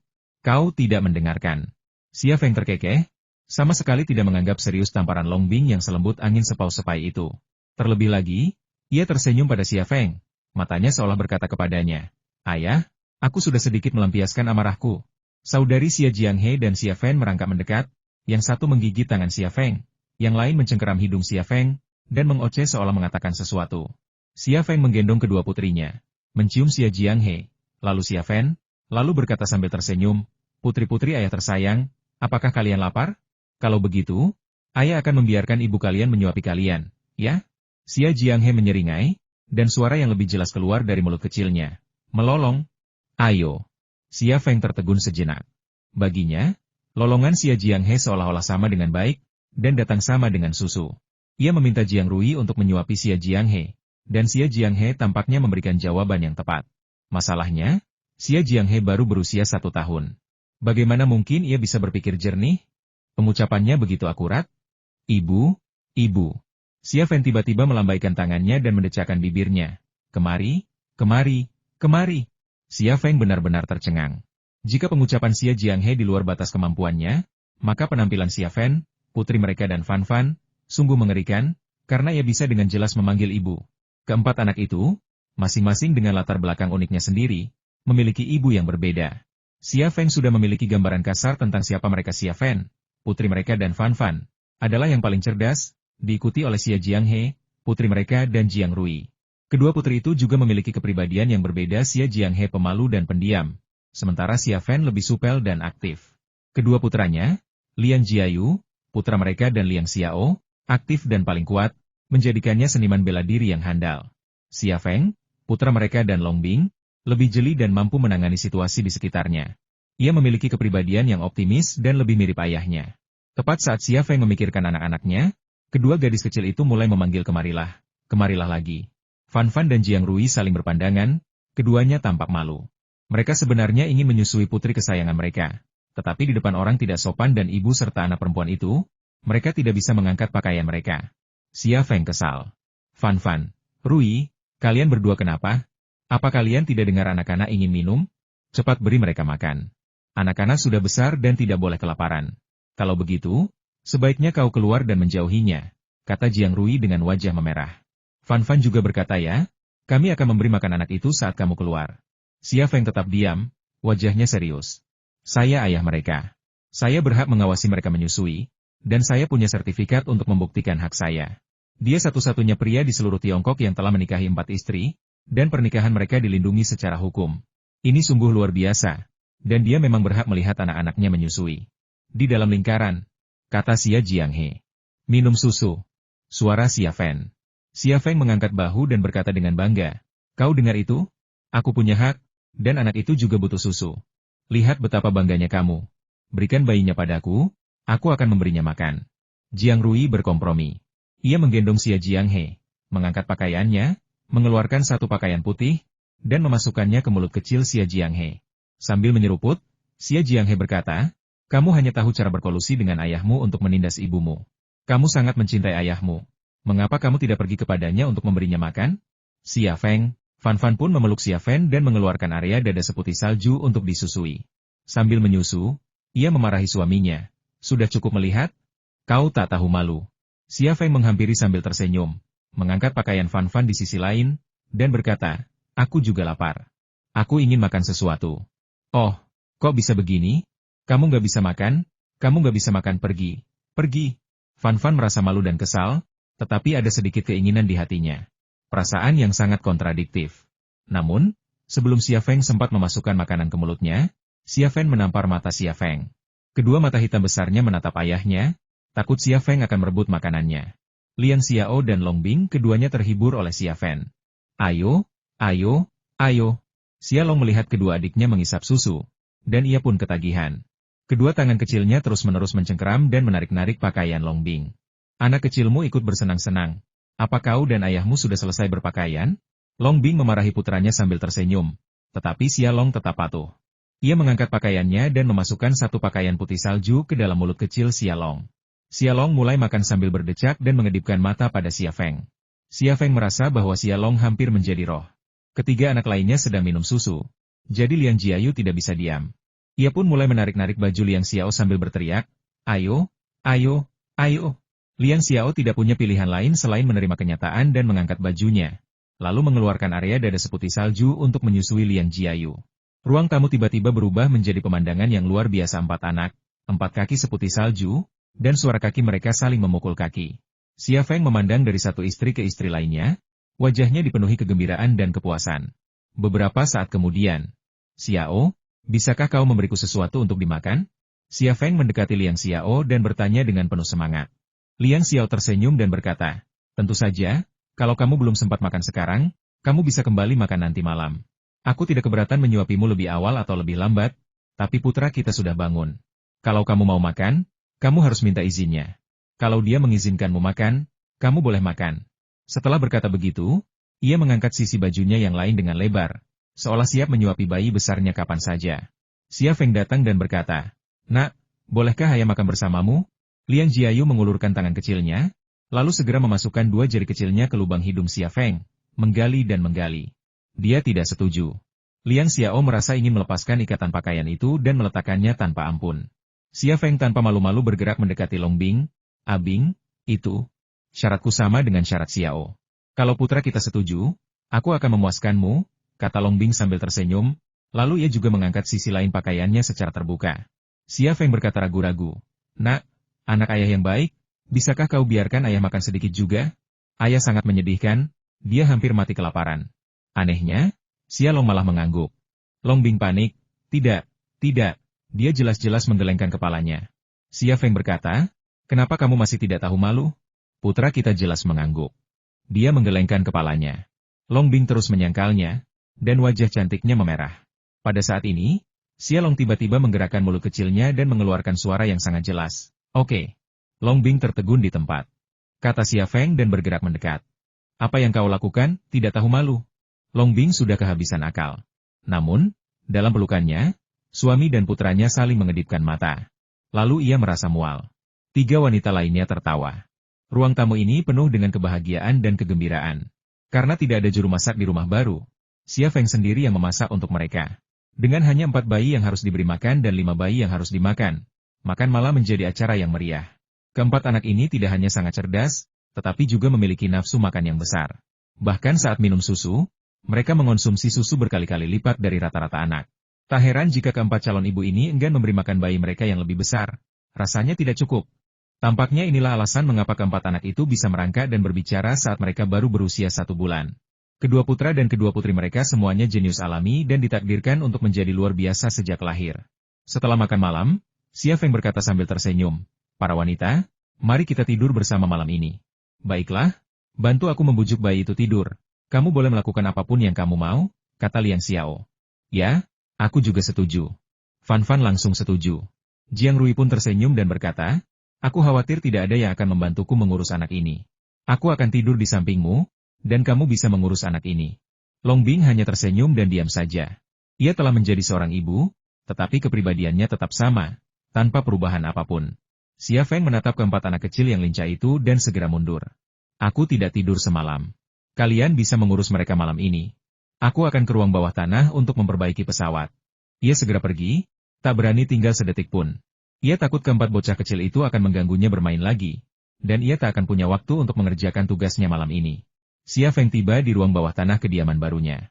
Saat mengajukan permohonan rumah aman, ia secara khusus meminta ruang bawah tanah, dan penanggung jawabnya pun mengabulkannya. Permintaan itu kecil, tidak serius. Tempat ini dulunya merupakan kediaman keluarga kerajaan dan aristokrat di akhir dinasti Qing, dan sebagian besar hunian memiliki ruang bawah tanah untuk menyimpan barang antik dan harta karun. Namun, sebelum Xia Feng pindah, penanggung jawab merenovasi ruang bawah tanah tersebut agar lebih aman dan lebih privat. Setelah memasuki ruang bawah tanah, Xia Feng mengunci pintu pengaman berbahan logam paduan, mencegah siapapun masuk, termasuk istri-istrinya. Ia melakukan ini karena satu alasan kotak logam paduan kuno, atau yang disebut Ju Xuanyue sebagai kotak dunia, berada di ruang bawah tanah. Mengingat kemampuannya untuk membuat orang gila atau bahkan membunuh mereka, bagaimana mungkin ia berani membiarkan istri dan anak-anaknya mendekatinya? Sebenarnya, bukan hanya kotak logam kuno itu saja yang ada di sini. Baju zirah perak yang dibawanya dari Malta dan tengkorak kristal yang dibawanya dari Israel juga ada di sini. Tentu saja, ada juga buku perunggu dan kompas. Kini ia telah meletakkan semua barang-barangnya di atas meja kerja. Ia diam-diam memandangi barang-barang itu, dan barang-barang itu seakan balas menatapnya. Ia merasakan keakraban, namun di saat yang sama, rasa asing. Barang-barang itu telah menjadi bagian dari hidupnya, namun ia bahkan tidak mengerti apa itu atau dari mana asalnya. Inilah pertanyaan-pertanyaan yang perlu ia pahami. Setelah mengamati dengan tenang sejenak, Xia Feng membangkitkan kemampuan mata kiri dan kanannya, lalu langsung memasuki kotak logam kuno itu. Perasaan familiar dan mengerikan itu kembali ia merasa seolah-olah telah jatuh ke dalam jurang tak berdasar, jatuh dan jatuh, tanpa ujung yang terlihat. Ketika semuanya akhirnya berhenti, ia dikelilingi oleh dunia yang dingin, tak dapat melihat atau mendengar apapun. Seolah-olah ia satu-satunya yang tersisa di alam semesta, dipenuhi kesepian yang mendalam dan keputusasaan yang tak berujung. Kemudian dia memindai tengkorak kristal itu melalui sinar X. Meskipun melihat menembus tengkorak kristal tidak sesakit melihat menembus kotak logam kuno, sensasinya sungguh tak tertahankan bagi orang normal. Layaknya melihat menembus kotak logam kuno, sebuah energi misterius menariknya ke dalam ilusi aneh. Ia merasakan dingin dan gelap sebelum melihat cahaya terang, cahaya putih bersih yang membentuk pintu. Ia ingin melewatinya untuk melihat apa yang ada di baliknya. Tetapi seperti sebelumnya, begitu ia mendekati pintu, semua ilusi berakhir, dan kesadarannya kembali ke dunia nyata. Ia membandingkan kedua pengalaman itu dengan cermat. Meskipun keduanya tampak sangat mirip, ia sangat jelas memahami perbedaan antara kedua pengalaman tersebut. Artinya, terdapat ruang nyata di dalam logam paduan kuno itu, sementara tengkorak kristal itu hanya memberinya ilusi. Yang satu adalah ruang nyata, yang satu lagi ilusi. Itulah perbedaan antara keduanya. Akan tetapi, menemukan perbedaan ini tidaklah banyak gunanya. Xia Feng tersenyum kecut. Waktuku hampir habis.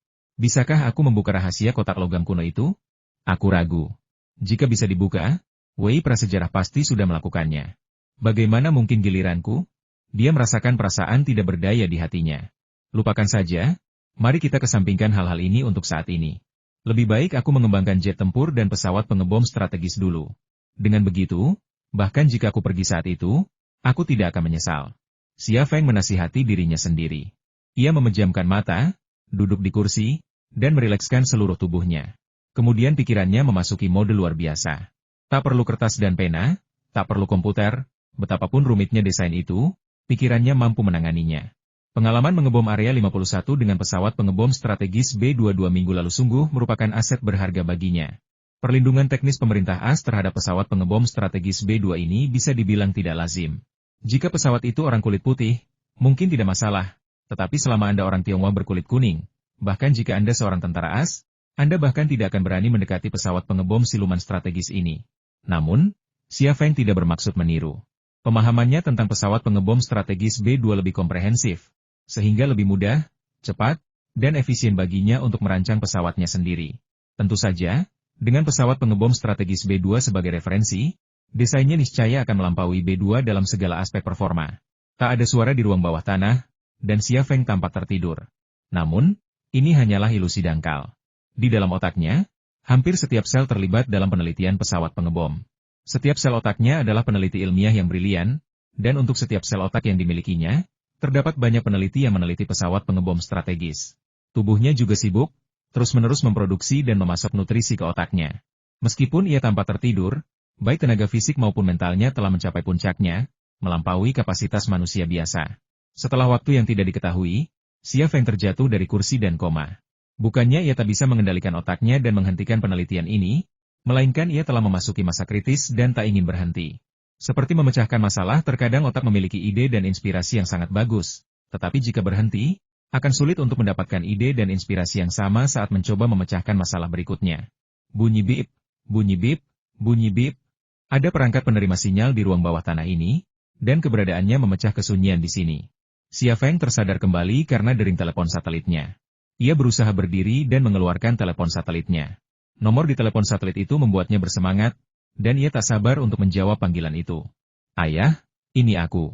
Telepon itu dari Xia Changhe, dia akhirnya muncul. Feng Zi, aku tidak punya banyak waktu, tolong dengarkan baik-baik. Suara Xia Changhe. Hati Xia Feng sedikit mencelos. Situasinya selalu sama setiap kali ia menelepon. Ia tidak suka perasaan ini. Meskipun ia memahaminya, ia berkata, "Oke, silakan. Kamu tidak punya banyak waktu lagi." Xia Feng tertegun sejenak. Si Qian hanya memberinya tenggat waktu 3 tahun, dan sekarang masih ada lebih dari setahun tersisa. Ini adalah rahasia yang ia simpan sendiri, dan ia hanya memberitahu Zhu Xuanyue. Karena itu sama sekali bukan rahasia bagi Zhu Xuanyue. Ia tidak pernah memberitahu Xia Changhe tentang hal itu, tetapi kata-katanya jelas memiliki makna tersembunyi. Pertanyaannya adalah, bagaimana mungkin ia tahu rahasia ini? Saya sudah mengirim email ke kotak masukmu. Silakan lihat, kata Xia Changhe. Xia Changhe kemudian berjalan menuju komputer peretas di meja kerja. Suara Xia Changhe terdengar dari telepon satelit. Jangan khawatir, semua yang ingin kukatakan ada di email itu. Tolong luangkan waktu untuk membicarakan tentang cucuku. Xia Feng berhenti berjalan. Mereka semua baik-baik saja. Berbicara tentang anak-anak, hati Xia Feng melunak, dan senyum mengembang di wajahnya. 4 anak, 2 laki-laki dan 2 perempuan. Anak Liang Xiao bermarga Liang. Anak Long Bing bernama Xia Long, juga laki-laki. Jiang Rui dan Fan Fan memiliki anak perempuan. Satu bernama Xia Jianghe dan yang lainnya bernama Xia Fen. Hehehe. Tawa Xia Changhe datang dari telepon satelit.